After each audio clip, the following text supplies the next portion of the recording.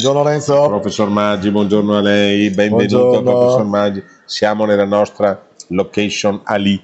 No, questo qua praticamente è il location. nostro studio Il televisivo. nostro studio televisivo, Sì. ma non diciamoglielo. Fin quando non ci mandano via. Scusa, non diciamoglielo, altrimenti ci fanno pagare Sì. l'occupazione del suolo privato. È vero.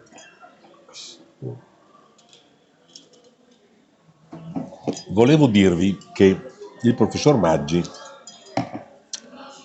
noto a tutti nella nostra provincia, sta svolgendo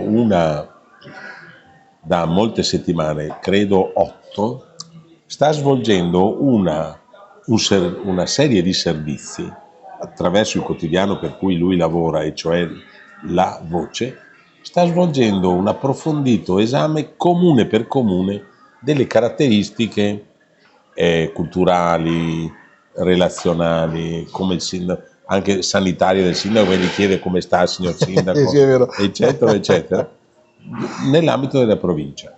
Allora, dopo 8 comuni, professor Maggi, qual è un primo giudizio che lei dà sulla provincia di Rovigo, Allora, su questi 8 comuni?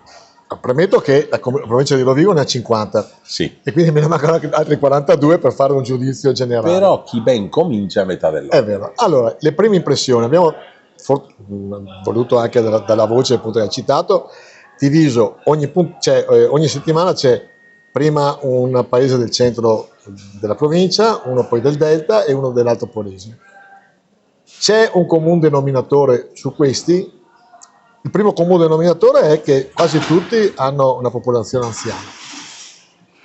È una popolazione molto anziana e tutti hanno un saldo negativo tra nascite e purtroppo decessi. E questo quindi non fa a favore di una provincia frizzante. Forse l'unico paese degli 8 che ho visitato è Occhiobello, che ha più o meno nella frazione Santa Maria Maddalena una buona popolazione giovane. Questo è determinato dal fatto che molti di Ferrara vengono a abitare lì, costano meno le case, meno gli affitti, e quindi ecco, il comune denominatore è questo. L'altro comune denominatore, che tra tutti i comuni che ho visitato io, ma anche per l'esperienza e per altre cose lavorative, non ci si conosce, cioè l'Alto Polesine non so neanche dove è il Delta e viceversa, e questo è un fatto negativo. Se poi aggiungiamo che avremo delle potenzialità importanti dal punto di vista turistico che non vengono sfruttate, abbiamo delle caratteristiche importanti per via fluviale e altro che non sfruttiamo, questo va a discapito di una provincia che allora, fondamentalmente... da questo primo giro, sì, io traggo questi suoi suggerimenti. Primo,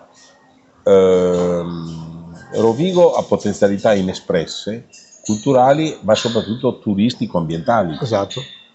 E quindi bisognerà insistere su questo, in modo martellante. Allora, sì, è giusto insistere, però faccio una citazione, uno degli ultimi comuni che ho fatto è Crespino. Crespino ha 3 musei, dove è nata la carboneria, un paese importante. Certo.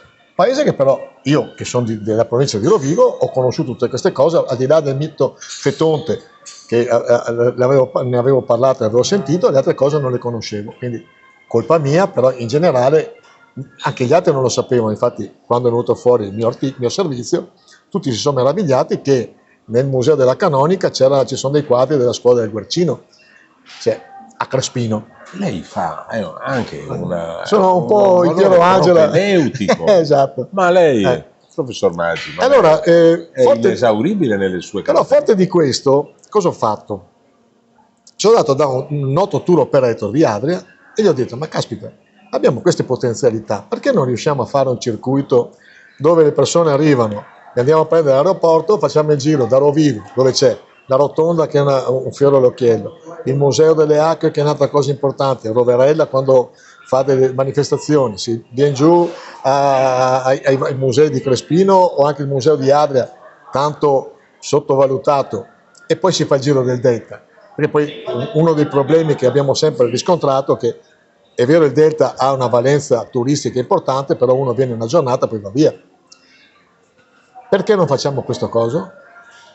La domanda che ho fatto sia al tour operator, che ha detto adesso mi provi a informare e capire, perché tra l'altro, ti faccio un altro, visto che mi hai chiesto di cosa ne penso di questo giro turistico, di questo giro giornalistico, io ho mia figlia che abita in Germania e sono stato la settimana scorsa a trovarla, con dei suoi amici tedeschi, erano tutti meravigliati che non ci fosse un pacchetto di turismo sul delta del Po, con le houseboat, quindi questo è mancanza purtroppo di una sinergia da una parte di tutti i nostri comuni e una mancanza di visione, che questo è un problema atavico della nostra provincia.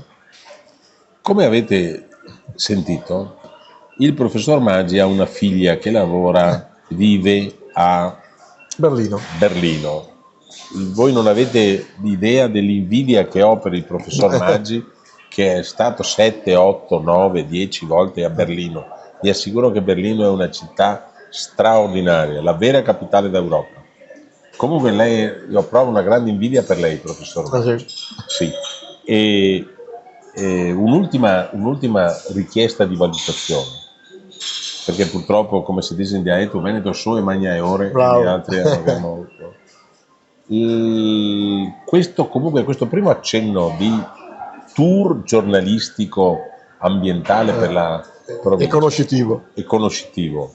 Lei ha intenzione di finirlo? Non si ferma a metà? No, devo arrivare ai 50 comuni. Beh, allora facciamo una cosa, noi diamo appuntamento ai nostri ascoltatori, spettatori, ai nostri amici. Diamo appuntamento al primo, questo era il primo step, al secondo step, che probabilmente sarà 25, 8, 16, ai 25 comuni. Ai 25 comuni ancora con il professor Maggi. Vedrete che impareremo qualche cosa di più, qualche cosa di nuovo. Anticiparti una cosa? Prego. Allora, sti giri qua li facciamo anche attraverso video, certo. Quindi diciamo che la parte divertente è quando vado a intervistare gli abitanti, eccetera, oltre il sindaco, oltre le varie associazioni.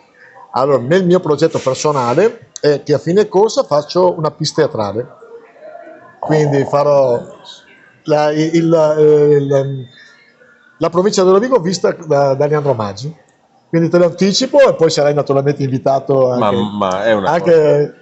Cari telespettatori, anzi cari radioascoltatori, cari amici, il professor Maggi ci ha anticipato una parte che non conoscevamo della sua esprit di culturale che è a questo punto notevolissima e totalmente anniscosta anche ai suoi colleghi, oltre a fargli le congratulazioni e i complimenti. Siamo rapiti in attesa di vedere queste cose. Sappi che tu sarai uno dei miei consulenti chiamati in causa. Onorato.